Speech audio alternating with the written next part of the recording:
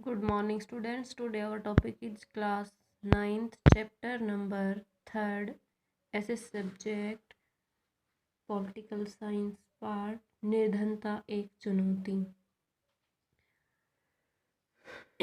तो इसमें चैप्टर में हम निर्धनता के बारे में पढ़ेंगे। इस निर्धनता को दूर करने, किस कारण ये निर्धनता फैलती है और किस कारण इसको हम किन उपायों के माध्यम से इनको दूर कर सकते हैं। तो अपने दैनिक जीवन में हम अनेक ऐसे लोगों के संपर्क में आते हैं जिनके बारे में हम सोचते हैं कि वे निर्धन हैं। वे गांव में भूमिहीन श्रमिक भी हो सकते हैं और शहरों की भरी या भीड़ भरी झुग्गियों में रहने वाले लोग भी। वे निर्माण स्थल के दैनिक वेतन भोगी श्रमिक भी हो सकते हैं और ढाबों में काम करने वाले बाल श्रमिक भी। वे चिथड़ों में बच्चे उठाए भिखारी भी हो सकते हैं। हम उनके चारों ओर निर्धनता देखते हैं। वास्तव में देश हर चौथा व्यक्ति निर्धन है, अर्थात इसका अर्थ यह है कि भारत में मोटे तौर पर 30 करोड़ लोग निर्धनता में जीते हैं। इसका यह भी अर्थ है कि विश्व में भारत में सबसे अधिक निर्धनता का संकेंद्रण है। यह इस चुनौती की गंभीरता को दर्शाता है। निर्धनता के दो विशिष्ट मामले हैं, एक शहरी निर्धनता, दूसरा ग्रामीण निर्धनता। तो दोनों क्षेत्रों में अलग अलग टाइप से इस निर्धनता को आंका जाता है। सॉरी, जैसे शहरी निर्धनता 30 वर्षीय रामशरण झारखंड के रांची निकट गेहूं आटे की एक मिल में दैनिक श्रमिक के रूप में काम करता है। जब कभी उसे रोजगार मिलता है तो वह एक महीने में लगभग 1500 रुपये कमाता है।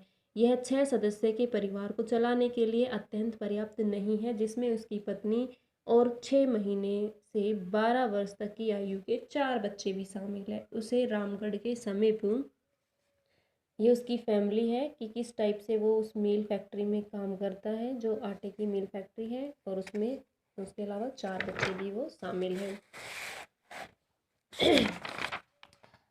उसमें रामगढ़ के समीप गांव में रह रहे अपने बूढ़े माता पिता भी पैसे भेजना पड़ता है।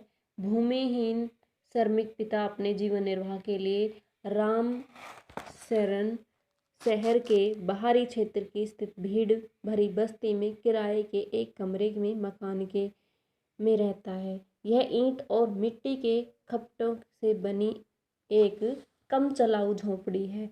उसकी पत्नी संता देवी कुछ घर के अंशकालिक नौकरानी का काम करती है तथा 800 रुपये और कमा लेती है। वे दिन में 2 बार दाल और चावल का अल्प भोजन जुटा लेते हैं, पर यह उन सब के लिए पर्याप्त नहीं होता है। उसका बड़ा बेटा परिवार की आय में वृद्धि के लिए चाय की एक दुकान में एक सहायक का काम करके 300 रुपये और कमा लेता है। उसकी 10 साल की बेटी छोटे बच्चों की देखभाल करती है। कोई भी बच्चा स्कूल नहीं जाता। उनमें से प्रत्येक के पास 2 जोड़े फटे पुराने कपड़े ही हैं। नए कपड़े तभी खरीदे जाते हैं जब पुराने बिल्कुल पहनने योग्य नहीं रहते। जूता पहनना विलासिता है, यानी कि उनके पास जूते चप्पल होते ही नहीं है। छोटे बच्चे अल्प पोषित रहते हैं, यानी कि उनको भरपेट खाना भी नहीं मिलता है। वे बार बार बीमार पड़ जाते हैं तो उन्हें चिकित्सा की कोई सुविधा भी नहीं मिल पाती है। तो ये तो था हमारा शहरी निर्धनता। अब है हमारी ग्रामीण निर्धनता।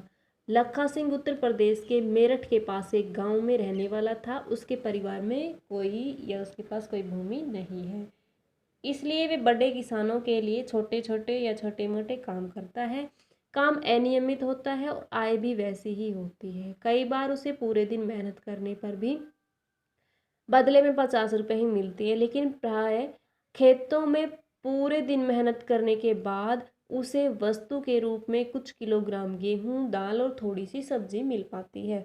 8 सदस्यों का परिवार हमेशा 2 वक्त का भोजन भी नहीं जुटा पाता है। लखा सिंह गांव के शहर की एक कच्ची झोंपड़ी में रहता है।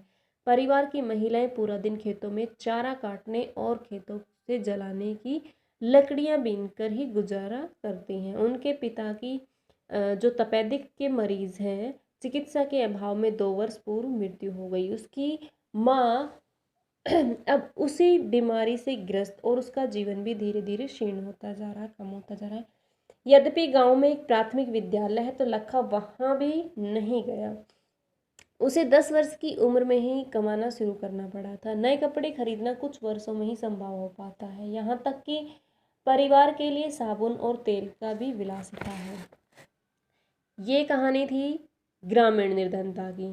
तो ये लखा और लखा के परिवार से रिलेटेड जो कार्य किया जाता है वो है।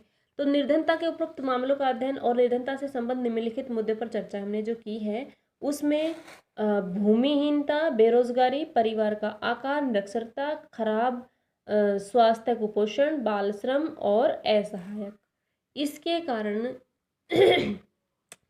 यानी कि जो निर्धनता में जीवन जीते हैं वो या तो भूमिहीन होते हैं या बेरोजगार होते हैं, परिवार का आकार बड़ा होता है, निरक्षर होते हैं, पढ़े लिखे नहीं होते हैं, स्वास्थ्य उनका बार बार कुपोषण न मिलने के कारण खराब हो जाता है, बाल श्रम, उनके बच्चे भी कार्य करते हैं पेरेंट्स की हेल्प के लिए, और असहायता यानी कि वो अन्य उनकी कोई सहायता करने वाला नहीं होता है। तो इन्हीं सभी कारणों से वो निर्धनता अधिक हो जाती है। ऊपर के दोनों विशिष्ट उदाहरण निर्धनता के अनेक आयामों को दर्शाते हैं। वे दर्शाते हैं कि निर्धनता अर्थ भुखमरी और आश्रय का न होना है। यह एक ऐसी स्थिति भी है जब माता पिता अपने बच्चे को विद्यालय नहीं भेज पाते हैं और कोई बीमार आदमी इलाज नहीं करवा पाता। निर्धनता का स्वच्छ जल और सब का अभाव है। इसका अर्थ नियमित रोजगार की कमी भी है, न्यूनतम शालीनता स्तर का अभाव भी है। अंततः इसका अर्थ है असहायता की भावना से जीवन जीना। निर्धन लोग ऐसी स्थिति में रहते हैं जिनमें उनके साथ खेतों में, कारखाने, सरकारी कार्यालय और अस्पताल, रेलवे स्टेशनों और लगभग 30 स्थानों पर दुर्व्यवहार होता है। स्पष्ट है कि कोई भी निर्धनता में जीना नहीं चाहता है। अपने करोड़ों लोगों को दैन्य निर्धनता से बाहर निकालना स्वतंत्र भारत की एक सबसे बड़ी चुनौती में से रही है। महात्मा गांधी हमेशा इस बात पर बल दिया करते थे कि वे भारत सही अर्थों में तभी स्वतंत्र होगा जब यहाँ का सभी निर्धन व्यक्ति भी मानवीय अवस्था से मुक्त हो जाएगा। तो आज का ये हमारा टॉपिक था, और नेक्स्ट डे हम इसी चैप्टर में जो हमारा सामाजिक वैज्ञानिक की दृष्टि में निर्धन है, तो वो समाज की दृष्टि से कौन निर्धन है ये वैज्ञानिक किस प्रकार से चेक करते हैं, तो ये टॉपिक करेंगे हम नेक्स्ट डे। तो आज जितना मैंने कराया है वो दोनों टॉपिक जिसमें मैंने शहरी और ग्रामीण निर्धनता में डिफरेंस बताया है और निर्धनता के कारण क्या क्या होते हैं, ये सभी चैप्टर आपको कंप्लीट रीड करना होगा। Thank you students.